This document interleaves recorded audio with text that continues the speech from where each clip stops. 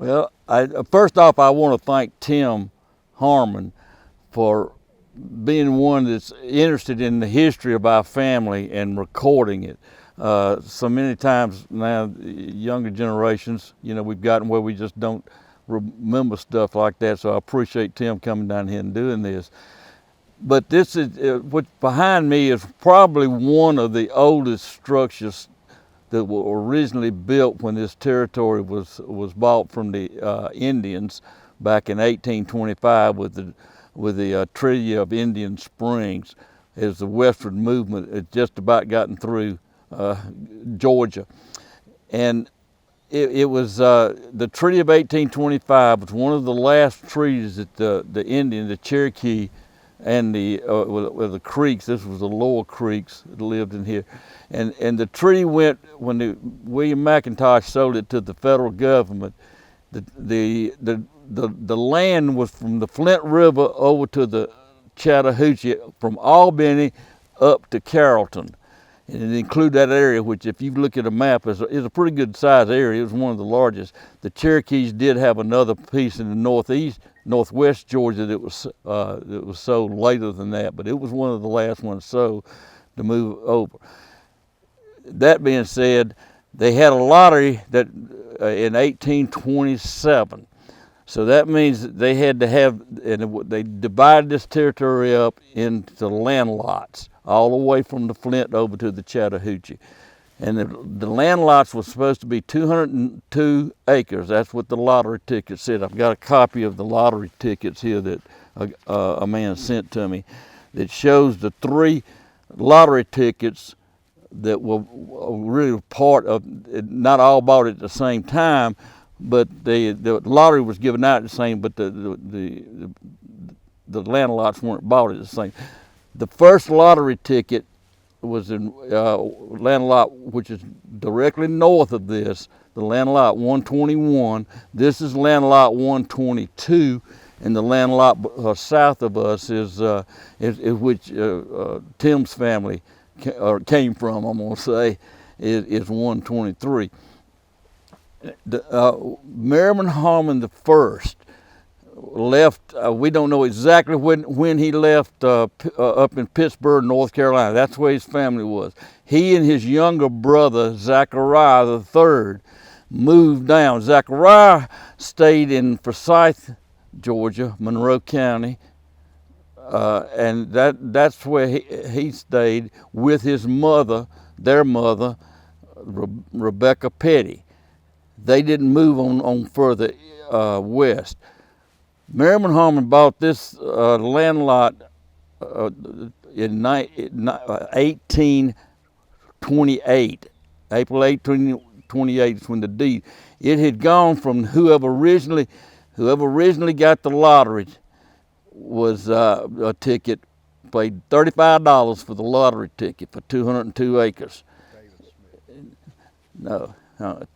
John Terry. He was the first one that bought the lottery ticket. He flipped it, we don't know how many times, wound up coming from Merriman the first, bought it from David Smith from Macon.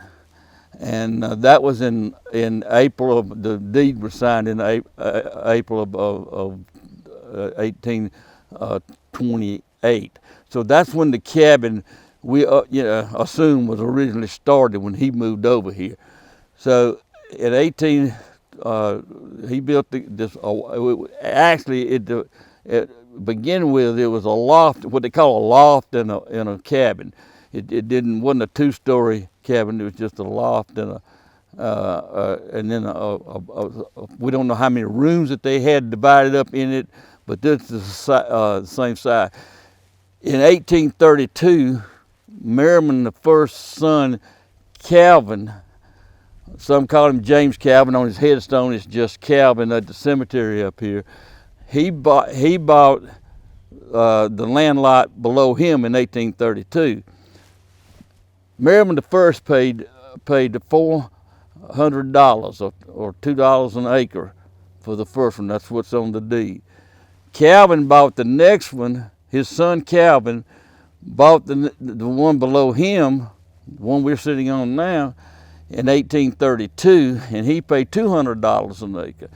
Also, you can see from the lottery ticket, the original owner was not the buyer that got the lottery ticket was not the one that sold it to him.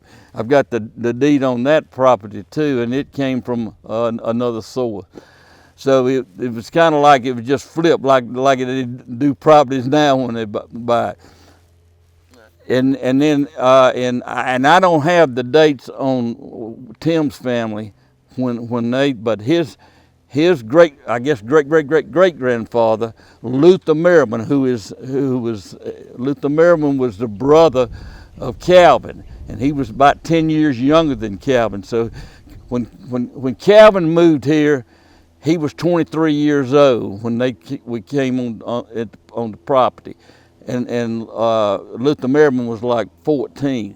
So Luther Merriman either had to, we assume was in the cabin north of us, on the land lot north of us, until the time that he was old enough to buy, and get that property. We know he built the brick house down there, which is the oldest standing brick house in Meriwether County, in about 1850 when they started on that. And that's a whole nother story if you want to ever get into it, about who had the bricks, who was always involved. It was two families from my understanding. So, the cabin was built somewhere in 28. The whole family, it was about 6 of them, 6 children in that family. It was Merriman, his wife, Nellie Mae, and then the children's. Okay, and so we know that the foundation, in 1850, the first Merriman passed away. Now the story I have, and there's kind of 2 versions of this. The one version that I got from a family member was Merriman the first died in 1850. When he died, that left the Nellie Mae living above, and Calvin had built it was a 2-story log cabin here where the chimneys are that you see now. There were actually 4 chimneys in that structure, but the 2 are the only ones that are left. And when we understand that Calvin, the story I had was that Calvin, when his father died, didn't tear, he disassembled the cabin and then brought it down here and put it up to the back of the 2-story log cabin that he had built, and that side. Gaines has another story that he heard from our grandmother that lived here. Actually, she was the second wife of our grandfather, but she said she thought that the cabin was moved a little sooner than when I was told by the other family member. It may have been put up sometime closely after they got through with the 2-story house. But when we go inside, we'll be able to show you some things that. Now, when Alan did this, he was not able to put all the logs in the exact same position.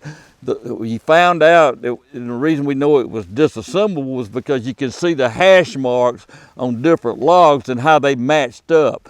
Now, he was not able to do that because we were just trying to save. He was trying to save as much of the old log structure as it was, and so that's why. But about 90% of the logs you see here are the original logs. The rest of the lighter color ones that you'll see, and you don't see many of them because he was able to, the way he was able to put the windows and all in was a little bit different than what the original cabin had. But he was able to add that, and so utilize more of the shorter stuff. He had to cut the rotten ends off, and he did such a fabulous job with that and everything to make it look as good. But like I said, again, it's on the original foundation, so we know that the dimensions of the foundations are the same as it was when the cabin was built, back in 1828, 29, whatever. But the windows that he's got, and he can tell you about that later, we don't have any of the original windows or whatever they had in that cabin, in the cabin. what he was able to do is Allen has redone his house over in Greenville, which was a house that was built about 1840. But he's also had torn down and helped some other folks, and so he had some windows dating around 1840 on some of the houses that he had, and was able to use those, and that's the ones you see in the front here. So those windows are time period, the 1840s windows. You can look at the glass and tell that they were, from that time period. The original porch was about the same as it is now. Gaines, we'll get inside and show you that when we grew up, when Gaines and I grew up, I was the last grandchild of Charles Harman, who was that lived. It was not born in the house, but born in Newnan. But when they came back, I lived upstairs. My oldest sister, 5 years old, Ann, was 5 years old when I was born. When we all lived upstairs, got pictures of the old fence that was here, of Daddy's old motorcycle back when it was coming up. And there was nothing on the other side of the road. So when Mother got pregnant with Gaines, Daddy built a house on the other side of the road. So I've always called Gaines the most privileged of the family, because he got a house built for him. So anyway, so that's how that. So that house was built in 47, 48. Gaines was born in. I was born in 43. Gaines was born in 1947. And so we moved over to the other. I don't remember a whole lot about living up in the top. It was a one-story up there, one big room, one small room that Ann lived in off to the side of the steps, and a little kind of a little kitchenette or something behind that. And then the big room was where I was. I don't remember much. I got some dim memories of some things that happened, but not very detailed about the living there. Gaines and Ann both had a lot better memories about details of things. I was just one of these. I was just didn't remember events, but not so much the details. So that's kind of the way when we grew up.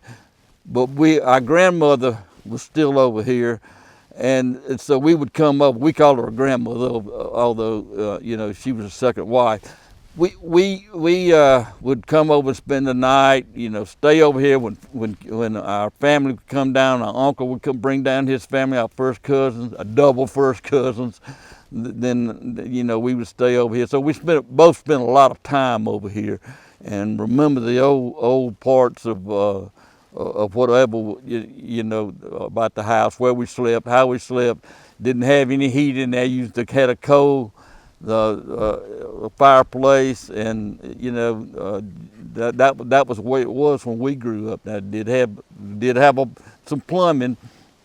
It had been added on, and because we didn't get electricity in here until the 30s. And so it was, we grew up, but we were more fortunate than a lot of folks around here to have things like that. Okay, and now we're gonna do some more details inside and around the cabin of things that Alan has done and things that Gaines and I can remember. Got some pictures on the inside that we'll look at. Okay, well, just wanted to show these are the foundations of where the old cabin was. So that we know that because of the rocks and all. So Alan can tell you what he did on as far as tearing this down. Now I will say one thing: this piece of wood is not the old wood, but all this wood was cut off of this place. I was fortunate to have a sawmiller come up in and saw we cut a bunch of trees around Mother's house and this house. And so they all came off, except this is one it came off. This right here is a poplar floor. Is that right, Alan? That's right. And we did that just because it hold up better and all. But everything else except the roof inside, the ceiling in there when we put the tin roof on, we used some plywood, but That's everything right. else Yeah. came off besides this, came That's off right. of this place. Off of this property. These cedar trees. There's 200 years difference in Yeah. in the wood. And the rocks the house is sitting on were the rocks that came out of the chimney from the Calvin Harman house. We tore a chimney down, and these are the rocks that we repurposed to set it on. Showing talked about the hash marks here. See where they scored the logs with an axe, and we think they did that when they took it down from where it originally sat and moved it over here. And you can see them different ones, like the one up right there has got 1, 2, 3. It was the 5th log from the bottom, and now it's the 3rd log. But like Mr. Claude had said earlier, we kind of reposition the logs to kind of just keep all the originality. But quite a few of them, you can see the axe marks on them where they numbered them in the old day, to where when they brought them over here, they'd know where to kind of put them back. And pretty much all of the logs, there's one log on this side that came off of this place, but it wasn't original. But all of these other ones are the original logs that the house was set on. If you look at this right here and tell them, Alan, where this log came from, we're going to show you from the inside of the one it matched up to that made it, and what it is. It's a notch, and there's another log on the other side that used to sit here, and it had a hole, but this log was up high, and at some point back in the old day, they got a bracing bit and drilled a bunch of holes and knocked it out and ran a steel stove pipe through for a wood stove. It went up to the chimney on the other building. On the Calvin Harman house. So, when they moved it down here, that was the only heat source they had at that time. That's right. For that room was coming off of that chimney. It didn't work out to kind of put the logs exactly back to where they were with the shape some of them were in. So Alan's he's left everything he's collected. We say we're going one of these days. We still got a lot of work to do, but he did all this chinking. Alan did all the chinking on this, and all on the outside and the inside. The corners, the basic footprint that this cabin's sitting on is it's the same one that was here when they built it and when they brought it here. I mean, we raised it up off the ground using more rocks, but it's sitting exactly where it's set since whenever you said they 1850 or. Alan did this all by himself, except the only part he had any help, and we've got pictures of him. Merriman took pictures of him and I did too, of doing the work. But he had to have help getting the roof on. But other than this, all the logs, he set them himself, by himself. Yeah, well, Mr. Claude got a Kubota tractor, and we had some forks on it, and I couldn't have done it without that tractor.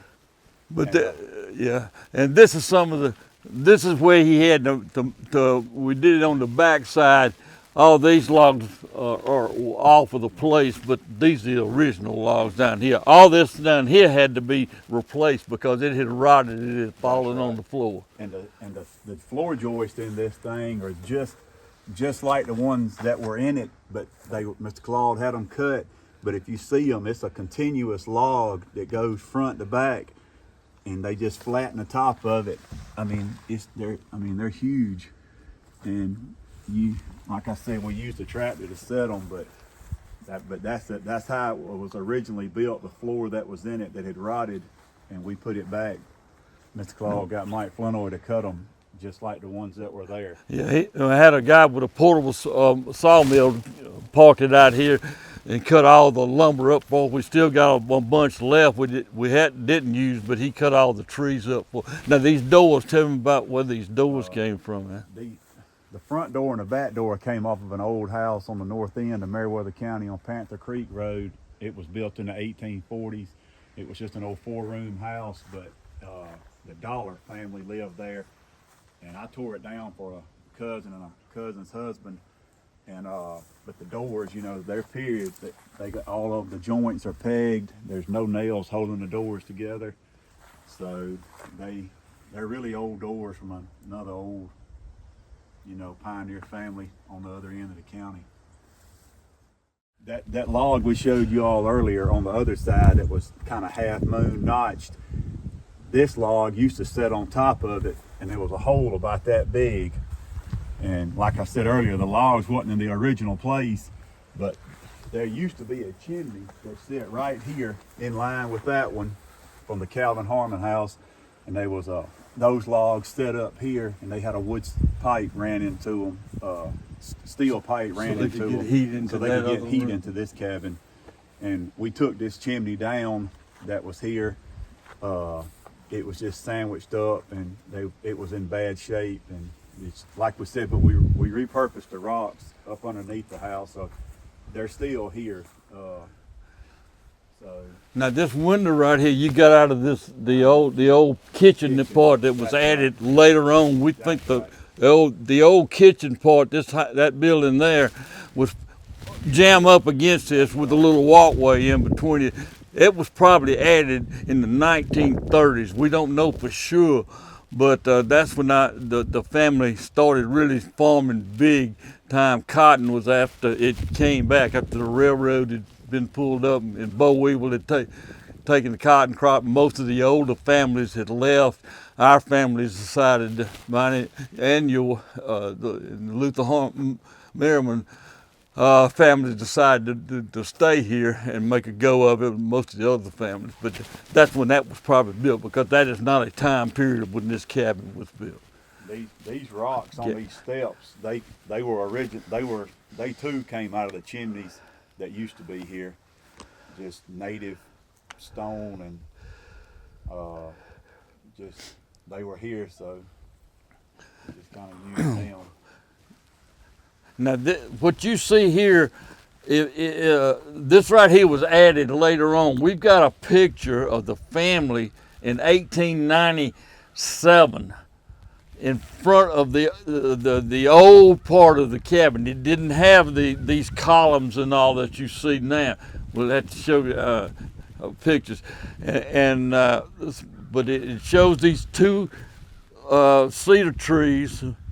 And they were about that small, you know, when in 1897. We can date it because of the people in the picture, or in that old picture, or the children that are in there, two babies, and we know that they were both born in 1896. Leo Partridge and J.P. Harman. So we know the date on when that picture was taken. These Alan skinned all these and shaped them up. We still got the stain. You know, we've got a lot of work we've got to do on it, but we got the main thing done. But he did all these, and we're gonna do some more with the steps and all. We'll go inside, and this is Alan. This is the other side, and you can really see the drill marks that they did to make that chimney to fit, and it set, like Alan said, right up over here. Yes, sir. Yeah. Yeah, a lot of work with a bracing bit to cut all those holes. These are some of the rings. This is one of a piece of wood that was cut off. Alan had to cut off, and you can see the rings in it.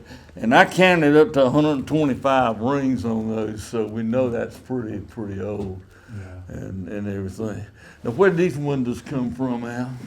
They same place. Okay, same as these right here. Well, that one came out of that old kitchen. Oh yeah, that came from that other one. Yeah, but these four big And ones. if you look at these windows here, you'll see the ones he put in. You can see, you can tell that they're really old. Those older beams in the ceiling, those were the rafters. Those were the rafters that used to be in the cabin. Like Mr. Claude said, there used to be a few more logs. The cabin used to be a little taller, but we wasn't able to, the logs wasn't in good enough shape to use. But these wind beams that are run across here were the actual rafters in the old cabin. And we just saved them just for collar ties to just to keep them with the building and stuff. And we still got Alan's still got the ceiling to put in. That's Yes, the sir. last thing we'll have to really do Yeah, on the yeah. inside here is to put this ceiling. And we're gonna take the wood that we've got cut from those Came off this place. came off this place, and he's gonna make the ceiling out of it. So it'll be, it'll be Yeah. not original wood, but Just wood like off pine, place. just a pine board ceiling. Well, we're gonna kind of wrap this up now of what we've done right here. There's a lot of more stories and all we can tell about the old store and things like that. But I want to just thank Alan for what he did and the way he was able to do it. And also, again, thank Tim for it. Just really appreciate him taking the interest in family history. One of the oldest structures probably still left that had original timbers from when this territory was opened up to the settlers in 1827. So just appreciate everybody participating in this, and thank you for coming down.